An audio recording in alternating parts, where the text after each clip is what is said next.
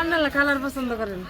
এটা না দেয়া দরকার নাই এত মাসে কাপড় দেয় বাজারে বেশি দেখলে চোখ রঙিন হয়ে যায়। ওরে তো আবার খাও যাবো এখান তো বেটি নিয়ে নেই, বেটি নিয়ে ঝামেলা পাবে বুঝছেন। নিয়ে আমি না করতে বাজার আমার জিরে পড়াশোনা চুপ নিয়ে দেখে তো দেখি না কোনটা নেবা এটা 450 বাইক কোন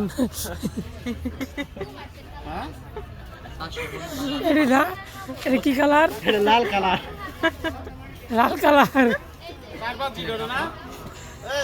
ব্লগ বানাতেছি ভাই, কাপড় কিন করেছি।